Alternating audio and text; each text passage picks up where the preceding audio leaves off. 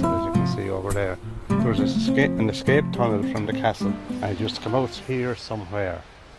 And it was partly open when we took on the work nearly 30 years ago. For safety reasons then, we were told by the local authority we'd have to block it off, so we blocked it off.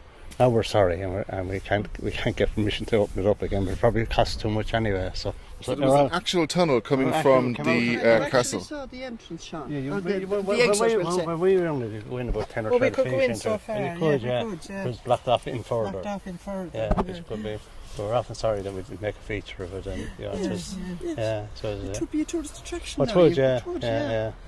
That's our thinking as well. What was it used for then, Sean? Sorry? Why was it built originally? Escape tunnel from the castle. Oh, an escape. Oh, it's there. Oh, There's one. The graveyard dates back to the 11th century.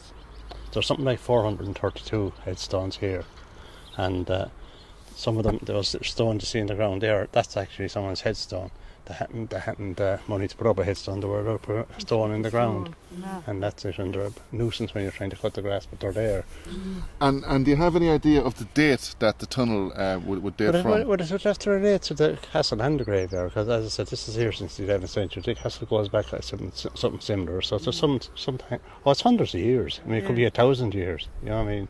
It was there for, as I said, when we were young lads, and that's a good few years ago now. And yourself and Carmel mentioned there earlier that you have memories of playing about at the entrance to the tunnel. Yeah, this was one of our playgrounds. You had grass or hay, 4 or 5 foot high, and you could hide in it. It was a great place for playing hide and seek. Hide and seek.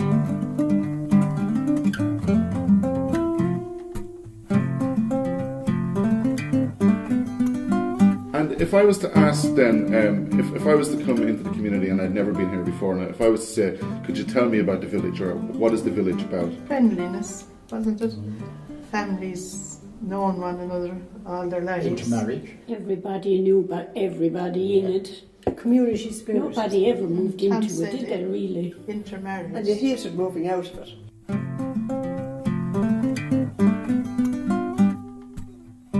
And we're standing on Patrick Street, and we're outside what's now Hot Shots Photography. Yes. And the ladies are just going to tell me just what this building used to be years ago. It's a lovely shop. Mrs. Hurley was her name, sweet shop, and she had homemade ice cream. You go in there to the little parlour if you had money. And so what specific memories would you have of the sweet shop then when you were quite young? Of trying to get the money to get an ice cream. It was a general grocery, and we got our milk and bread.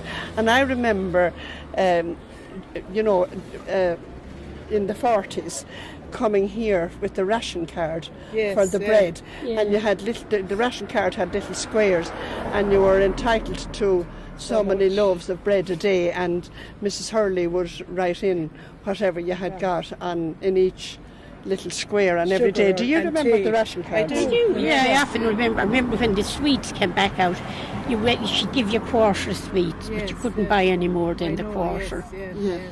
We used to always go to Mass, 12 o'clock Mass in Patrick's every Sunday, and our treat was to be brought in there into Hurley's.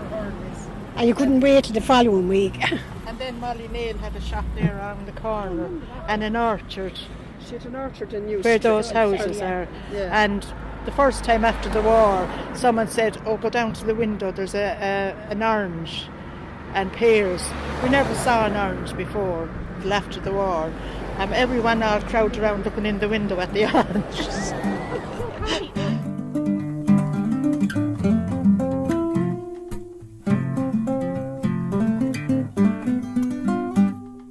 Could you describe what was generally known as the village area? It was from the arch to the pub. That's what we always knew. That was the village, and it was it was a lovely place to live, really, because everyone, the whole of life was there in that little space. There was so much going on in it.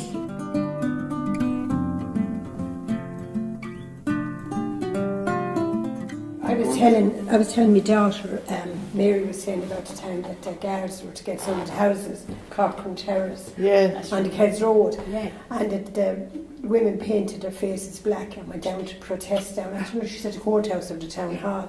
And I was telling my daughter, she said, Mammy, she said, Robbie, our son, he'd love to hear all the history about Yeah, that. yeah, yeah. I mean, he's only 15. So I was only telling it to her, kind of thing. But that's something to pass it remember on. now. Yeah. So you could hand on some of that. Yeah. We'll have to get Mary to recount that story Yes, again. The next time we have her. Remember that she said The about, daughters, the GPs, Just made them all look they wanted dirty. that change. Yeah.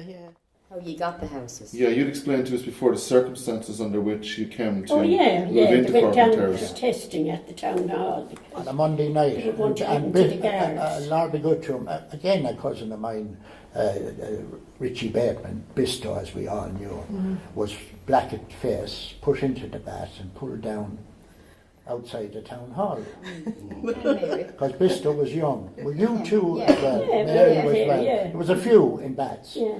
And the band went down and everything. Of course, the Borough Council or the Corporation used to meet on a Monday evening. Of course, they were nearly barricaded in. You got the houses. It was the allocation. It was the allocation of the houses.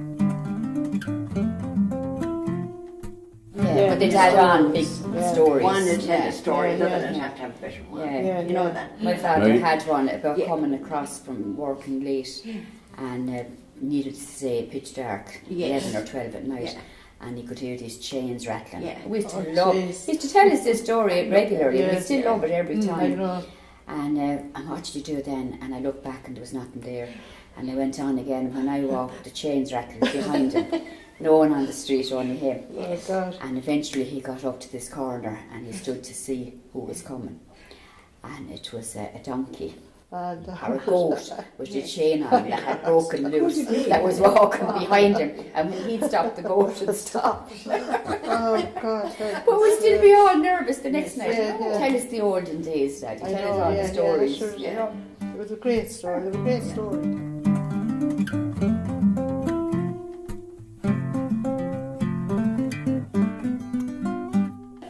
years ago when they made the collection for the church, if you didn't give it in, they'd come to the door, they'd come for it. Yeah. But I remember him coming one time out to the yard at home was real mucky. The priest gave a lovely pair of black shoes that Kenny was looking at the door.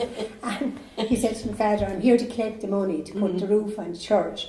And my father looked up at our roof and he goes, I'll put a roof on that first before I'll put a roof on the church in Ballygallen. And he got into the car and that was it. That was it.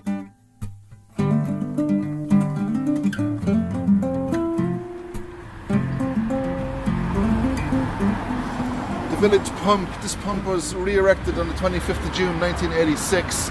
It commemorates the original pump which stood on this site from 1850 to 1961. So what's the significance of the pump to the village? Well, it was the water. We had to come there for water. You know, lovely, beautiful water out of it, wasn't it, Mary? It was out to the very path there. Yeah, it was it on a was, view. yeah. You could sit on it, sit around. It was the around pump. a big square And, thing on it that you could sit on it. A bit of a plinth that you could actually Yeah, sit on. yeah. we were down with the Batemans and all. We used to all Singing sit there and sing every the night night was nearly. lovely, yeah. And the boys would be playing pitch and putt there. Now, you know, tossing, isn't it? Not pitch and putt, tossing money. And there'd be a group there at the wall. It was, you know, And they'd that only was... be doing it for halfpennies and pennies, but your mother would be have to killed if follow you the were lads, caught. you'd be killed. I used to have to follow Liam and Michael, and Yeah. you know, but then they might give you halfpenny to say that they weren't there. So. And that would be a regular occurrence, the Yeah. pitch and toss at the Yeah, pump, yeah, would well, it, Oh, Joe? yeah, pastime, everything. yeah. And the singing, yeah. And the singing. Tell me more about the singing. They used to sing all the cowboy was songs lovely, and yeah. the harmony. Oh, Lord, They were gorgeous. really good now down there. I mean, you say they used to sing the cowboy Yeah, songs. yeah. Who would actually be singing the songs? They will, all the brothers or anyone around would all Anyone come would come down. in and join in. Yeah, someone would come up the Kells Road and they'd say, the There's a Batemans are sing-song. singing on the pump, and we'd all run down and join in. It was Oh, great, lovely. yeah. Oh, Mm. it was lovely.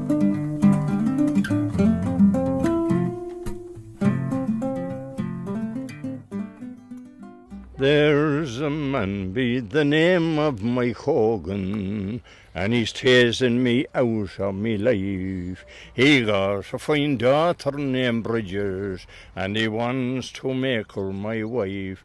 Oh, she stands 6'4" in her stockings, and her waisted me said would make 3, and whenever I'm standing beside her, me elbow just reaches to her knee. Oh, St. Patrick, St. T and St. Patrick, all the pictures that hang on the wall, oh, I'll throw them all into the bargain if you'll marry me daughter at all. Well, I'm married now to Bridget Hogan, and she's mine for better or worse. But instead of a blessing she brought me, she seems to be more like a curse. Oh, she fights me, she bites me and flails me. Oh, she tries me lest I'll run away. Oh, my 6'4" beauty's the caution. Sure, father was worse for to say. Oh, Patsy, will you marry me daughter? Patsy McCann, you're the boy I love best. 10 golden sovereigns down will I lay you at 3-legged stool and a fine feather bed.